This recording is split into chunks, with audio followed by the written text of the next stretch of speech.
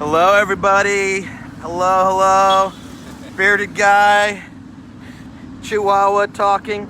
I want to introduce you guys live to a good buddy of mine. His name is D, and I've known him for quite some time now. Actually, crazy story. He actually bought a lot of my production gear back in the day. And then I realized, wait a minute, if he bought my cool production gear, maybe we might have something in common and be some friends. So we've been friends ever since, which is super, super cool. So Tia and I are going to introduce D. This is D, everybody. Hi, people. D's a filmmaker and a producer, and he's got a company of his that he's been working with and putting a lot of video content that he's going to just briefly let you guys know that I was interested the first time I saw this stuff. His company is called Afroren. And in order to give it like the proper introduction, I would screw it up. So I'm going to give it to D. D, producer, filmmaker of Afroren. All you, my man. What is Afroren? Look, I've known this guy before he was the bearded man. He was still just Alex. And I haven't seen him since then. And wow, seeing him with a beard like this is good. This is great wisdom right here. Afro-Ren, this is short for Afro-Renaissance. Renaissance for an African Renaissance. It's about time we need an African Renaissance. And basically it's redefining ourselves. We've been defined most of the time by other people, but this time Africans, we start defining ourselves, telling our own stories, our own way of telling stories. And our own way of telling stories is all through music. That's how we everything that we do, there has to be some rhythm. And that's what we need. Even whether in the political arena and all of that, we have to have music in every sector. So Afro-Renaissance paints a whole new vision of Africa, of ourselves, redefining ourselves. And that's all it is, reintroducing ourselves. Not through the lenses, Western lenses, but this time around it's going to be through African lenses. And it's a totally new world, which I'm sure you all gonna enjoy. So D invited me over to his where he works, and he works here in New York City in Tribeca. Right now we're up in my area. We're up on 105th and Upper West Side. He came out to see me. We haven't seen each other for quite some time, so we're meeting up with masks. So he invited me over to his place of employment. And we went into this little break room, and he pulled up his laptop, and he's showing me like video content after video content, and I'm looking at it, right? And we were still kind of new, right? And he didn't know I produce, and I put a lot of stuff together as well, but it was all like finished products, right? It was all like titled and scored, edited, everything's in there with some named people, from his country and from just around the world, really. And I'm watching all this stuff, right? And all I'm thinking of is like, with all this content, and then I look at him, I'm like, dude, what are you doing with all this stuff? Just money. I was like, where are you going with this? Like, you got a lot here, and I'm like, where are you plugging it in? How are you making money? Who's out there? So it was a little bit of a meeting of the minds in regards to like what he was doing. Right. And he's, he just showed me some more work and caught me up to speed with some of the stuff that he's doing. And I thought it was cool. So he's ready to start pulling that trigger, start getting the financial side of it, starting with backers and whatnot. And I'm definitely would like to be a part of that in any way. Yep. He also knows I'm very, very wanting to head out to Africa, to Zimbabwe. We're gonna drag you out there, man. We have to. There's no dragging. I'm ready to go. We're gonna take the Chihuahua. This ain't just talking. Next time you're gonna be seeing him and Tia, the Chihuahua. Our lady friend here in Africa. I would like to see. Right? That would be crazy seeing her in Africa, right? So we were talking about this. Like, I'm used to seeing little kids and whatnot, and people in general, but little kids looking at her and they're like, oh my God. I'm like, tell me the truth. In Africa, in Zimbabwe, have the kids ever seen a creature like this? No, right? No. For us, a dog, when we say dog, we're talking about a hunting dog. We're talking about a dog. Right. But this, wow. No. This is a whole other thing. Yeah. So I'm excited to get out there, which is part of why I launched, Bearded Guy with Chihuahua Talking, because I'm a talker. right? I got a beard, I got a Chihuahua, and I happen to know a lot of people, a lot of interesting people, and not just producers and people in the industry, but just all walks of life.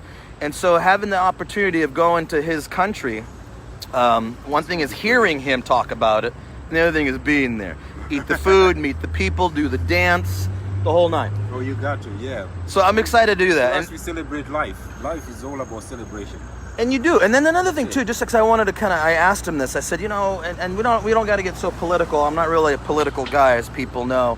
But it's an interesting thing because he brought it up, and I went right at it. And I said, look, man, how is what you're doing, what you're putting together over all these years, the work you're producing, how has this latest movement thing, the BLM, and just awareness, black awareness, all that kind of stuff, how has that worked for you, against you? And so I asked him, and Dee's answer was, no, this is our time. Honestly, this is it. Look, growing up, we've always seen the world through the vision of Western eyes. In order to understand the world, the way it functions and everything, we had to be to see through the lenses of the West. But in that as well, we have our own way of seeing things, of doing things, of relating to anything, be religion, anything, you name it. Even the music, even the storytelling. He was asking about the videos. What are you doing with all these videos? Blah blah blah. The moment you saw it, you saw ching ching ching ching. But this goes back again to being the African way of living. Everything that we do, we take our time. There's a time and moment for everything, and that's why I'm saying this is the time for us now. And is meeting you, I always tell people we all meet for a reason, and if we can't find that reason, then we are all lost. For us, just meeting, it's not just about making videos. We are exchanging. There's so much cultural exchanges that is going on, understanding each other. There's so much that people don't talk about. People always love to draw that thing saying, oh, I have a black friend. But what do you know about the black friend? About where he comes from, what he eats, all those things really do matter. I know your world. I know the world that you live in. I have white friends. I have lots of white friends. I know the world they live in. They all live in, but they've never lived in the world I live in. And we don't. You don't have. And most of it, people see it as only poverty, especially when they think of Africa. We don't even see it like that. Like myself. We're gonna make sure we're a little loud because we've got a bus, just so you guys see our world right here. So you understand what's going on. We're in a very busy area, so we got a bus. Yeah, go for it. Hopefully you can hear me loud and clear. Growing up, I thought we were. I mean, from the outside, you'd think that we were poor, but we were not. Those are the happiest moments of my life, really. And we never saw it as poverty. What is viewed as poverty over here. Going to school with no shoes, we didn't see it as poverty. Anyway, it's hot out there. I don't mind. Right now, I wish I could walk around with no shoes on. In New York City. Not sure about that though.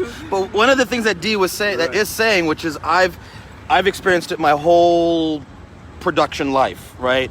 Whether I was a director, an AD, a cinematographer, a sound mixer, whatever it was that I was doing, or even as an actor, I've always had the opportunity of being around like minds. And I'm talking about like professional people, right? Not like just people that are just kind of screwing around with something, testing something with a camera or whatever. They're in, they're out. I'm talking about people that like produce, right? They've got finished products or things that they've put their heart and soul into. And that is there's a universal language there. So that transcends anything. Short, tall, black, green, purple, white, you name it. Age, religion, backgrounds, whatever country you're from. The fact that you're in production and you do things that you put products out there, you put something out there with your name on it, with your heart, your soul, there's a value to that. And that's something that Dee and I immediately connected with. He saw some of my work. I saw, oh, hold on. We got this loud thing.